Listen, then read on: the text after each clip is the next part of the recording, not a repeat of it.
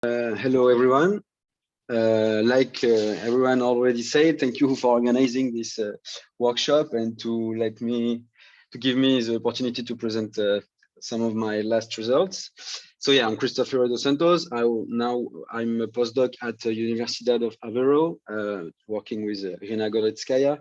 And first, I've done my PhD at LSE under the supervision of Maël Landais and Élise Fourré, and this work will present you part of the work that I've done during my last PhD year. So a bit of a context. When you study recent climate variability in East Antarctica, or in Antarctica, but particularly in East, you face the problem especially in the East Coast, in light blue in this figure, is that you are in a poorly documented region in terms of meteor weather station also, but here in ice core. And this is in this context that the ASUMA program, French finance program, have been built some years ago in order to make some drill and to get some firn core from the coast here. And the one we are looking into this presentation, it was drilled at stop zero, so at 400 kilometers from the coast. So here are the main characteristics of this drilling site and this firn core. On your right, you have the measurements made and the full record. Gray bars indicate the bomb peaks that helps us to get the mean accumulation rate at this site. And together with the sampling resolution that we choose, we have about 10 sample per year resolution in average over the full record, so a subannual resolution. Yeah, when we deal with the ice core or firn core in Antarctica, the first climatic parameter that we look at, it's obviously temperature. And here, what you have in these three panels, but top panel is the same than before, but zoomed on the period covered by the ERA5 reanalysis. So, and on that, second panel is temperature from ERA5 reanalysis, and then precipitation at the grid cell points corresponding to stop zero drilling site, obviously. What we see is if we just look at temperature compared to delta 18 signal in this archive, we see that, okay, there is a part of the maximum corresponding from one curve to the other.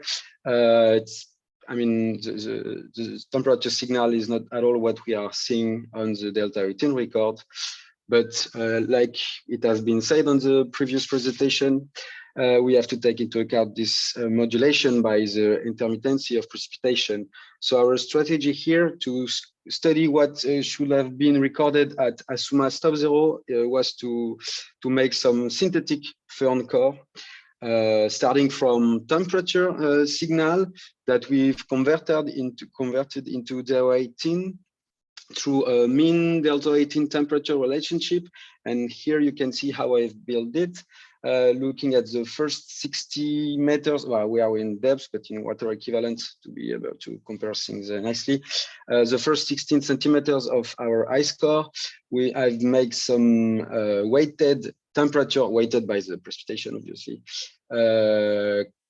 temperature core, let's say, and I've compared it to the delta 8, what I think to be the corresponding delta 18 from the ice core, and so here it is, this mean relationship.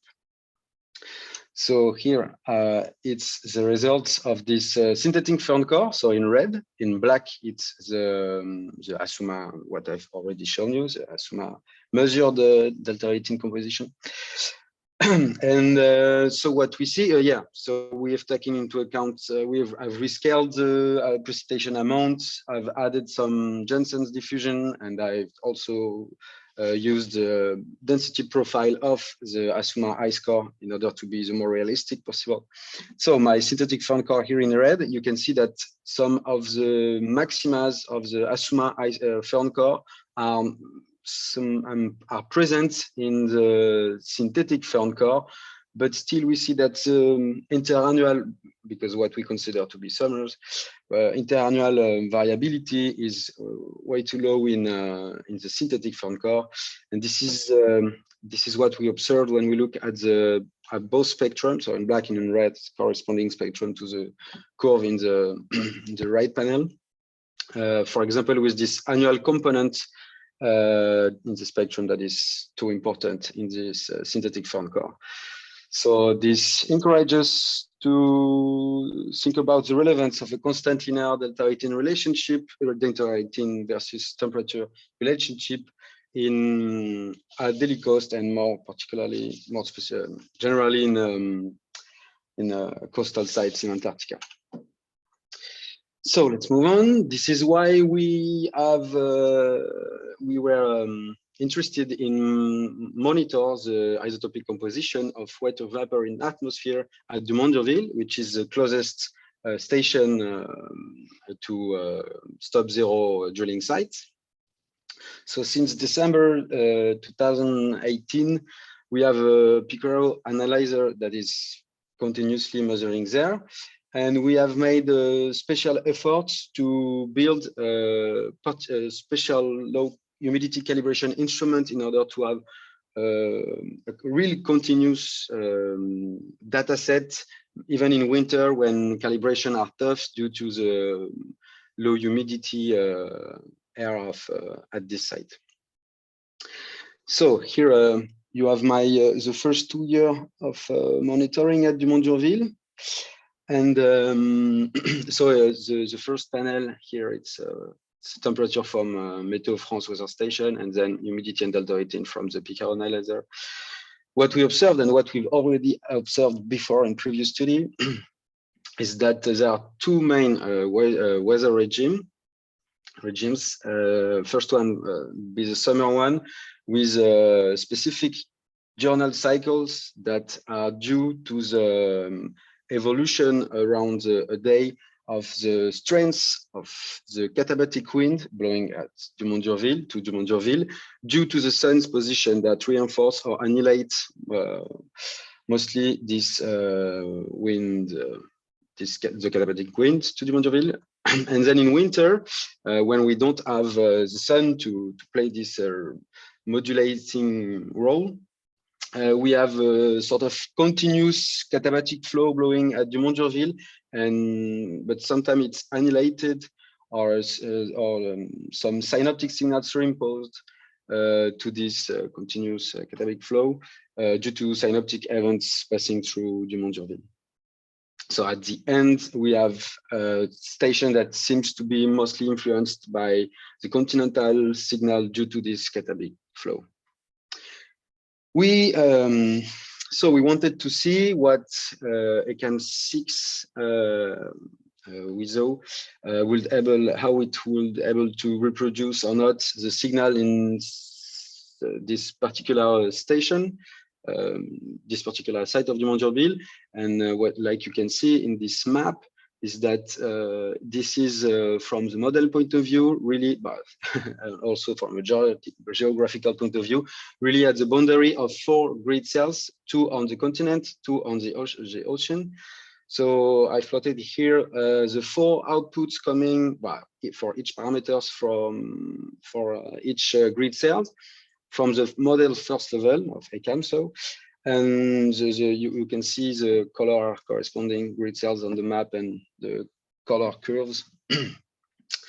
So what we see is that when we look at temperature and humidity, oceanic grid cells seems to give the better results. The signals nicely fit the one we observed at Dumont D'Urville, even if we have some kind of cold bias in terms of temperature.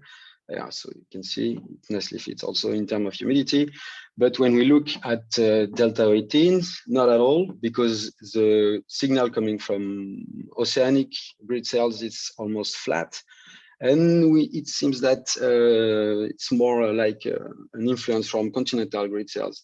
So to take into account those two influences, I made some signal taking into account making a weighted average, between the 4 grid cells.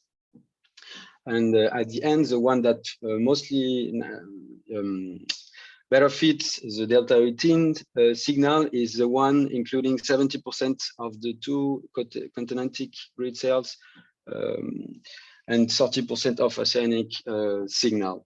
And as you can see, it's working pretty well. There are some, like in December 2019, we have some event that is not seen by the model, or at the opposite, sometimes when the model is too depleted in terms of isotopes compared to the observations, but still it works pretty nicely. So we're encouraged by this nice comparison. I wanted to redo the exercise of doing a synthetic firn core at ASUMA stop 0, but now replacing delta 18 value that I've been transcript somehow from temperature signal, but using the ACAM with the precipitation isotopic composition. And here are the results. So the top panel is the ASUMA ice core and the synthetic firn core from issue from era 5 temperature, and you have in blue on the bottom panel the result from this new synthetic firn core, and it's almost obvious that we improve things. We can focus on those two maximums from the ASUMA ice core, firn core, whatever, that are nicely reproduced by this new synthetic firn core. This is really nice, and even in terms of mean isotopic composition, it seems to be quite okay.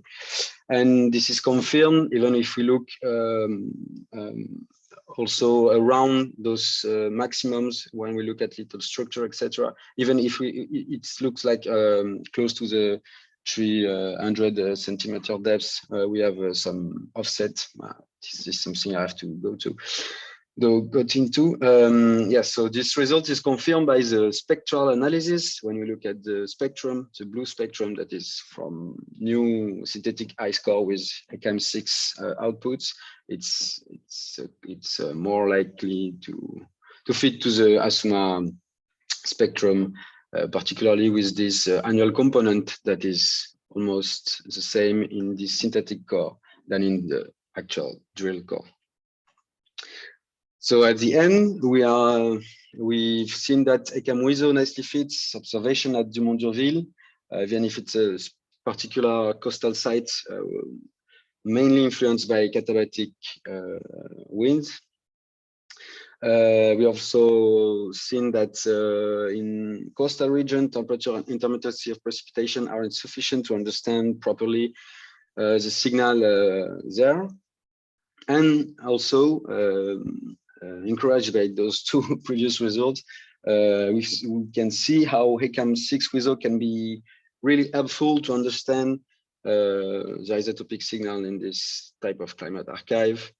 And to go further, we want to look at relation between wind and isotopic signal, for example, on the two small periods that I've shown you before, where there is some differences between model and observation at Dumont D'Urville. And back to the firn core, we want to see, want to explore the big deeply periods where ACAM6 and ERA 5 static cores shows some differences, important differences. For example, when we are looking at those two maximas on the ASUMA ice core. Thank you for the attention.